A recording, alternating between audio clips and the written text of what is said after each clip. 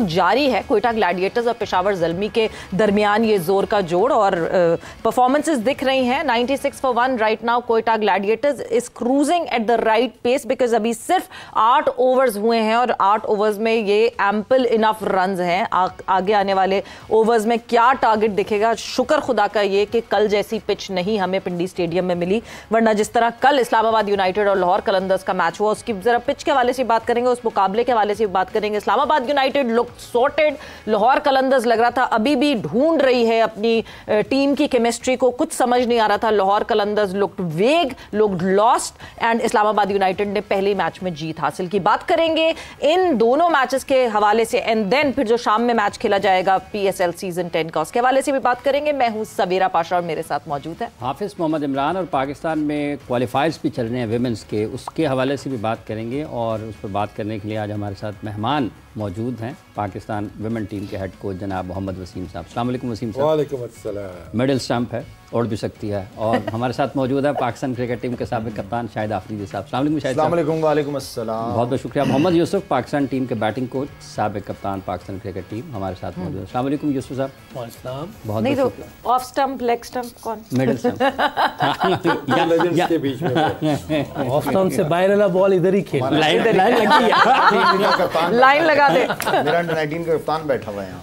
Under 19 का West Indies मेरा कप्तान था ये। क्या बात है। 30 साल हो गए जी, बुढ़ा हो गया मैं वैसे ही। वो रिवर्स गियर पे, और इसके चश्मे लग गए, मेरे कभी कभार लगते हैं। इसी बात में ना उतार दिए, फौरन उतार दिए ना, ये कौन फौरन पड़ेगा? इसने पढ़ लिया सही ना, अभी नोट कर लिए इसने चीजें। पहला मैच जो अभी कल हुआ, शायद भी किस तरीके से देखते हैं आप? लाहौर कुछ तलाश कर रही है चीज़, या फिर पिच बड़ा मुश्किल था जिस वजह से वो रन्स उतने ज़्यादा नहीं कर पाए? यार पिच मेरे ख्याल में दोनों टीमों के लिए मुश्किल था, ठीक है ना, तो पिच दोनों के लिए बराबर था। टॉस जीत के ये अच्छा डिसीजन, जब आपको किसी चीज़ का आइडिया ना हो ना, पिच फ्रेश हो ना, तो व्हाई नॉट के take a chance, and then उन्होंने शादाब ने टॉस जीत के बैटिंग कराई उनको।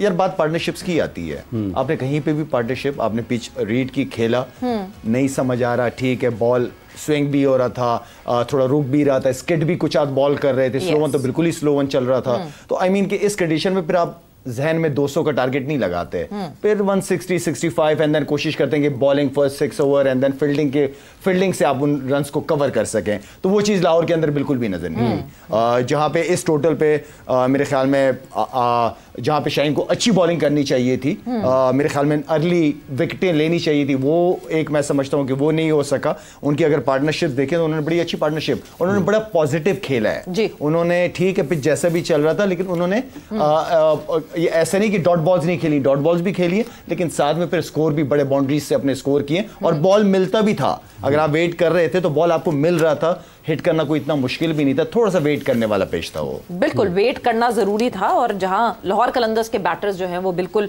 वेट नहीं किया उन्होंने, जबकि आपको जो है वो शादाब खान के सामने 3 विकेटें जरूर दिख रही हैं, मगर मेजरली उसमें बैटर्स की गलती थी। क्या हुआ मैच समरी पे जरा नजर डालते हैं, कल के मुकाबले में कौन हाईलाइटेड परफॉर्मर्स थे हमारे सामने। मैच समरी आपके सामने स्क्रीन पर। अब्दुल्ला शफीक, इन्होंने 66 रन स्कोर किए, 38 गेंदों का सामना किया, 23 रन स्कोर कर सके सिकंदर रजा, 21 गेंदों का इन्होंने सामना किया, 14 गेंदों पर 13 रन डैरिल मिचेल ने स्कोर किए, 139 रन कुल जो मजमूई स्कोर था वो था। जैसन होल्डर ने 4 विकेटें हासिल की, 26 रन देकर, 25 रन देकर 3 विकेटें शादाब खान के हिस्से में आई, 21 रन देकर 1 विकेट इमाद वसीम के हिस्से में आई। और ये जो 140 रन स्कोर करना थे, 143 रन का हदफ बना लिए दूसरी इनिंग्स में इस्लामाबाद यूनाइटेड ने सिर्फ 17.4 ओवर्स में। कॉलिन मनरो 42 गेंदों पर 59 रन नॉट आउट, 34 गेंदों पर not out 41 run Salman Ali Agha के, और इससे पहले साहिबजादा फरहान ने 24 गेंदों पर 25 रन स्कोर किए। एक विकेट बिल तरतीब आसिफ आफरीदी के 4 ओवर्स में 15, और 4 ओवर्स में हारिस रऊफ के 34 रन हुए, और 1 विकेट इनको मिला। सिकंदर रजा तीसरे बॉलर थे जिनको 2 ओवर्स में 15 रन हुए, बाकी कोई तीसरी विकेट आई नहीं। तो यूँ ये मैच बासानी जीता 8 विकेटों से इस्लामाबाद यूनाइटेड ने। और यूं ये मैच मैंने और यूसुफ ने जीता बिकॉज हमने इस्लामाबाद यूनाइटेड पिक की हुई थी, हमारे पॉइंट्स हो गए, हमारे पॉइंट्स हो गए भाई। बट यूसुफ कहते हैं ना, पहले ही मैच में जो फॉरेन प्लेयर्स पे पैसा लगाया था, पैसा वसूल हो गया। इस्लामाबाद यूनाइटेड की तरफ से आप देखें, एक तरफ से जेसन होल्डर ने जो है वो बिल्कुल होल्ड करके रखा लाहौर कलंदर्स को, एंड दूसरी तरफ से मुनरो जब शुरू होते हैं तो फिर मुनरो को रोकना बहुत मुश्किल। बिस्मिल्लाहिर्रहमानिर्रहीम, बहुत ज़बरदस्त क्रिकेट खेली मुनरो, हालांकि काफ़ी एज का हो गया, लेकिन ये है कि उसने जिस तरह की बैटिंग की है इस्लामाबाद यूनाइटेड के लिए बड़ा इजी कर दिया। और सलमान अली आगा, मैं कह रहा हूँ कि पहले भी मैंने उसको देखा, लेकिन जो अभी सीरीज़ में मैं साथ था, जिस तरीके की वो क्रिकेट खेल रहा है और जिस तरह वो जाते ही उसका फ्लो है बैटिंग का और रिदम होता है, एक ज़बरदस्त प्लेयर पाकिस्तान को मैं समझता हूँ कि 3-4 नंबर पे जो मिला है, बहुत ज़बरदस्त प्लेयर मिला। और अभी भी उसने जो इनिंग खेली कल, तकरीबन मेरे ख्याल 128 के स्ट्राइक रेट से खेला है वो, बेहतरीन क्रिकेट। एक और बहुत अच्छी चीज़ की है यूनाइटेड ने कि उन्होंने फरहान को मौका दिया है, सेलेक्ट भी किया, परफॉर्म किया था उसने डोमेस्टिक क्रिकेट में। ये बड़ी अच्छी चीज़ है, बड़ा अच्छा साइन है कि किसी ने परफॉर्म किया हो फर्स्ट क्लास में या आपके डोमेस्टिक क्रिकेट में, उसको आपको पूरा मौका देना चाहिए। उन्होंने अब स्क्वाड में भी रखा, उसको खिलाया भी, और उसने 25 रन बुरे नहीं है शुरू में, क्योंकि जिस तरह की विकेट देखी जा रही थी, जिस तरह की वो चीज़ें हो रही थी, उसमें उसने अच्छी की है। और बॉलिंग में अगर देखें, जेसन होल्डर और शादाब दोनों ने 4 और 3 विकेटें ली और रन्स भी इतने नहीं दिए, ये एक खुशाइन बात है। और शादाब की बॉलिंग अच्छी होना ये पाकिस्तान के लिए एक अच्छा साइन है। अगर ये इस तरह ही बॉलिंग, वैसे बैटर्स की बहुत गलती थी, शादाब की बॉलिंग को इतनी आउटक्लास नहीं। 2 ओवर में कितने रन दिए थे? 2 ओवर में कितने रन दिए थे शुरू में? जब शुरू किया था, शुरू के 3 ओवर ही रन्स बनाए लाहौर कलंदर्स ने जितने बनाए। अच्छा, उसके बाद फिर जो है वो रन्स हमें कुछ खास ऐसे दिखे नहीं। किस्मत है कि गंदी बॉलों पर भी विकेट मिले। ये भी है, ये भी हुआ है, लेकिन ये है कि यार ये है कि प्लेयर को ना, सॉरी प्लेयर ये होता है ना कि बॉलर को विकेट मिल जाए ना, वो कॉन्फिडेंस आता ही है, चाहे बुरी बॉल पे हो, चाहे किसी ने वो कर दिया, वो कॉन्फिडेंस आता है। लेग स्पिनर की लाइन बनाना बड़ा मुश्किल बात है। ये है, लाला खुद भी लेग स्पिनर है, लेकिन लाला ने तो खैर बहुत ही जबरदस्त बॉलिंग की हुई है मुशी भाई ने, लेकिन ये करता है बीच में, आप ठीक कह रहे हैं कि इसका पीछे बॉल गिर जाता है, गंदा बॉल गिर जाता है। ये रिसेंट ही हुआ है, मैं लाला बता भी रहा था, उसकी बैक का मसला है या कोई, मुझे शोल्डर का भी लगता है, जो इसको इंजरी थोड़ी खुल जाता है थोड़ा सा पहले। वो ये टेक्निकल चीज़ें तो लाला बेहतर बता सकता है, हम कोई देख के कोई नज़र आ जाए तो वो बोल सकते हैं, लेकिन जो चीज़ें टेक्निकल हैं वो एक बॉलर ही बता सकता है। तो मेरा ख्याल है कि अगर ये ऐसे ही परफॉर्म करता है तो पाकिस्तान के लिए एक अच्छा साइन है। अल्लाह करे कि अच्छी बॉलिंग करे और अच्छी विकेटें ले, बहुत जरूरी है। जिस तरह अगर वो खुद आउट ना हो, ये करे तो बहुत अच्छा है। ओवरऑल देखा जाए तो देखें, अगर शादाब की बात करते हैं तो ज्यादा क्वेश्चन मार्क किस चीज पे आ रही है, he is not taking wickets. तो वो जैसे भी विकेट्स, बॉलर की जो फॉर्म आपने, जो उसका कॉन्फिडेंस विकेटों से ही आएगा। वो अच्छी बॉलिंग करे, विकेट ना मिले तो that remains a question mark कि वो विकेट टेकर नहीं है, specially as a leg spinner. I think खुशाइन चीज है कि शायद आपको इन लोगों ने कल एक स्पिनर कम नहीं खिलाया लाहौर कलंदर ने। अगर वो बांग्लादेशी लड़का इतना अच्छा स्पिनर है और पिच जिस तरह लग रहा था, मैं यही पूछ रहा था, मैंने उसको देखा नहीं हुआ, मैं इसलिए तो पूछ रहा कि ये स्पिन करता क्या। एक स्पिनर कम अगर लग रहा था तो जो आपके पास स्पिनर था उसके भी तो ओवर पूरे नहीं कराए ना कुछ। कल लाहौर कलंदर्स जो है वो अभी एज अ टीम यूनिट दिख ही नहीं रही थी। शायद अभी सब एक साथ इतना टाइम नहीं गुजारा, सबको इतना टाइम हुआ नहीं है, because Sikandar Raza was bowling well. Sikandar Raza और आसिफ आफरीदी साथ साथ अगर आपको टेंडम में बॉलिंग करते हुए दिखते, 2 ओवर्स करवाए खाली सिकंदर से, जबकि सिकंदर रजा की बॉलिंग वाजंट दैट बैड। सवेरा इनमें जिस लाहौर कलंदर की अगर टीम में आप देखें, इनमें काफी सारे प्लेयर काफी अरसे से इस फ्रेंचाइज के लिए खेल रहे हैं। तो ये एक्सक्यूज है कि बन नहीं पाया, कॉम्बिनेशन नहीं बन, ना ये एक्सक्यूजेस नहीं होते। जब इतनी क्रिकेट खेल जाओ, फिर सीनियर्स प्लेयर की, शाहीन की, रऊफ की, जितने भी सीनियर्स हैं, इनकी जिम्मेदारी की टीम को किस तरह लड़ाना है। मैंने क्या हमें इस पिच के ऊपर स्पिनर्स चाहिए कि नहीं चाहिए? यार सब कॉन्टिनेंट में तो आपको कहीं भी हो ना, आपको 2 जेन्युइन स्पिनर चाहिए होते हैं यार। हाँ ठीक है, सिकंदर रजा आपको तीसरा स्पिनर के तौर पर आप उसको ले लो, लेकिन 2 जेन्युइन स्पिनर्स के बगैर कैसे खेलते हो आप?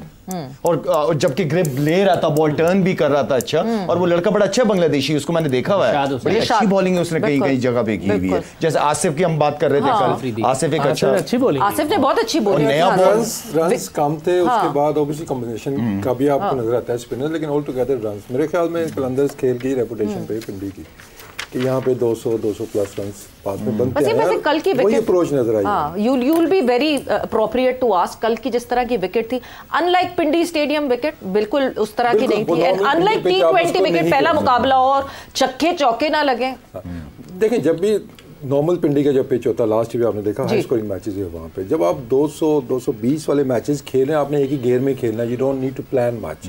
लेकिन कल पिच था 180 राउंड का, तो आपको फिर इनिंग स्ट्रक्चर करनी पड़ती है कि पावर प्ले में क्या अप्रोच होगी, मिडिल ओवर्स हमने कैसे खेलने हैं। तो कलंदर्स को हमने देखा एक ही गेयर में उन्होंने कोशिश की और उसके अंदर वो ना उधर के ना इधर के। आई थिंक 180 इस पिच पे होता प्लस एक स्पिनर और होता। पार्टनरशिप ही नहीं लगाई यार आपने, पार्टनरशिप लगी ही नहीं है। बात का ये होता है कि पार स्कोर बता देते हैं जी, पार स्कोर अपनी जगह है, वो बिल्कुल जो एनालिस्ट बता रहे होते हैं ठीक बता रहे होते हैं, लेकिन उस दिन विकेट क्या खेलेगी ये भी डिपेंड करता है। चीज ये है अब ये 180 कह रहा है, लाजमी ठीक कह रहा है कि 180 होता तो मैच और एक स्पिनर ये डाल लेते, तो मैच हो सकता है ये जीत जाते, लेकिन वो पार स्कोर पे मुझे लगता चले गए क्योंकि उन्होंने गेयर एक ही रखा है। बिल्कुल वो प्लानिंग जो होती है ना दरमियान की, यार इस विकेट पे तो इतना करना है, पहले 6 में हम इतना कर लेते हैं, मिडल में इतना, फिर आखिर में तो अगर आपकी लगना शुरू हो तो 200 भी हो जाता है। बिल्कुल, तो पहले तो आपको असेस करना है कि विकेट कैसी है। हाँ। वो बहुत जरूरी है। अब्दुल्ला की बैटिंग को कल आप कैसे देखते हैं? अच्छे शॉट्स के लिए जहां जहां बॉल थे वहां खेलते रहे। अब्दुल्ला का देखे, जब तक मैं पहले भी कहता हूँ कोई लड़का किसी वजह से बाहर होता है तो उसको वो चीज़ ठीक हो जाए फिर लेके आए, क्योंकि फर्स्ट क्लास में डोमेस्टिक में रन्स बन जाते हैं, लेकिन वो जो टेक्निकल प्रॉब्लम है अगर वो ठीक ना हुई ना फिर ऊपर जाके आप फंसेंगे। जैसे अभी फिर 3 मैचेस में अगर आप देख लें तो अगर आप मैं निकाल के देख लें, बहुत फिर वही बाहर से अवे बैट ऐसे जाता है ऐसे वापस आ जाता है, तो इधर रन्स किए, मैं नहीं कह रहा अच्छा नहीं खेला, अच्छा खेला होगा। हाँ। लेकिन अगर वो चीज़ ठीक ना हुई और फिर दोबारा इंटरनेशनल टीम में आता है फिर वही रिजल्ट आएगा। मतलब ये जो कनेक्ट पॉइंट है बॉल, अगर वो बॉल पे उस टाइम पे आ जाता है जब बॉल ने आना है, और जो मीटिंग पॉइंट है, नहीं मीटिंग पॉइंट अपनी जगह, लेकिन देखिए ऐसे बैठ गया है कोई मसला नहीं, फिनिशिंग सही पीछे से होनी चाहिए, और फिनिशिंग भी ऐसे ही आ जाती है तो रन्स कभी हो जाते हैं। देखिए उसने 100 भी किया हुआ है, 200 भी किया हुआ है टेस्ट में, बहुत फ्लैट विकेट पे। मैं ये नहीं कह रहा कल की फ्लैट थी या जो भी है वो अपनी जगह है, लेकिन मेरा ये जो है कि जब तक उसकी ये जो टेक्निकल प्रॉब्लम है ये ठीक ना हो जाए उसको कंसिडर ना करें। बड़ी क्रिकेट की बात कर रही है, बड़ी क्रिकेट खेलनी है उसने, तो इसलिए एक एक चीज बैट्समैनों की अब नजर आती है, होनी चाहिए। बिल्कुल, सारी स्टडी होती है उसके ऊपर। मगर एक चीज जो कि हमने हमेशा लाहौर कलंदर्स में देखी, अपने पीडीपी अपने प्रोग्राम को बड़ा सीरियस लेते हैं, उससे हमें मोहम्मद नईम दिखे, बट उसकी वजह से अब्दुल्ला का आपने जो है नंबर ऊपर नीचे किया है, जरूरी था करना ऐसे? देखें एक प्लेयर ओपन ही करता आया है, पाकिस्तान के लिए भी ओपन करता है, मेरे ख्याल में उस नंबर को ना छेड़ा जाए। हाँ नया प्लेयर आ रहा है, आप ठीक है उसको नंबर 3 पे आप खिला सकते हो, ऐसा नहीं है, लेकिन एक प्लेयर आपका जो काफी अरसे से आपकी तरफ से भी खेल रहा है, पाकिस्तान से भी खेल रहा है, तो व्हाई नॉट कि उसको एज अ ओपनर ही ट्राई करें। फिर मेरे ख्याल में यहाँ पे क्योंकि पिच कभी कभार जो जिस तरह में लास्ट पिच मिली इस पर फिर थोड़ी सी टेक्निक जो यूसुफ हमेशा इंपॉर्टेंट बात करता है कि यहाँ कभी कभार जब स्विंग हो रहा होता है ना तो आप कुछ याद बॉल को लेफ्ट भी करना होता है, कितना लेट खेलना है, स्विंग के साथ खेलना है, वो फिर टेक्निक आ जाती है बीच में, फिर इस तरह के बैट्समैनों की भी जरूरत होती है। अच्छा एक चीज मैं पूछना चाहिए, मोहम्मद नईम को मैंने पहली दफा नाम सुना है, ये इनके पीडीपी प्रोग्राम का नहीं फर्स्ट क्लास खेला नहीं, कुछ भी नहीं, ये इनके डायरेक्ट इनके प्रोग्राम से आया। थोड़ा सा ये मुझे नहीं पता कैसा प्लेयर है, नेट्स में बहुत अच्छा दिखा है, 10-11 बॉल ही देखे उसके, लेकिन मसला ये कि जो ऑलरेडी वहाँ वो इनका वो कीपर है अखलाक, वो इतना अच्छा प्लेयर है जो फर्स्ट क्लास भी खेला हुआ, आप किस तरह एकदम किसी के ऊपर ले आते हैं, ये बात समझने वाली है। क्रेडिट भी तो लेना है। वो देखिए वो प्लेयर थोड़ा सा अपनी टीम मेरे मतलब लड़कों को भी जाया करने वाली बात हो जाती है, हम लोग बिल्कुल ही वो क्रॉस कर देते हैं। मैं एग्री करता हूँ यूसुफ की इस बात से कि जो लड़का इतने अरसे से खेल रहा है यार उसका हक बनता है पहले 2-4 मैच दे दे उसको, अब यंगस्टर्स को रखो बेंच पे बिठाओ, सीखने को बहुत कुछ मिलेगा, जहां मौका मिले उसको चांस दे दो। लारा देखिए वक्तन फवक्तन ना फ्रेंचाइज ओनर से बड़ी डिटेल में इस बारे में बात हुई है, at the end of the day this is business. Pakistan super league में जो फ्रेंचाइज ओनर्स हैं वो पाकिस्तान क्रिकेट को हाँ ठीक है कहीं ना कहीं सपोर्ट कर रहे हैं, कहीं ना कहीं कर रहे हैं, but that is not their job. ये जो ये टैलेंट हंट वगैरह that is Pakistan cricket board job.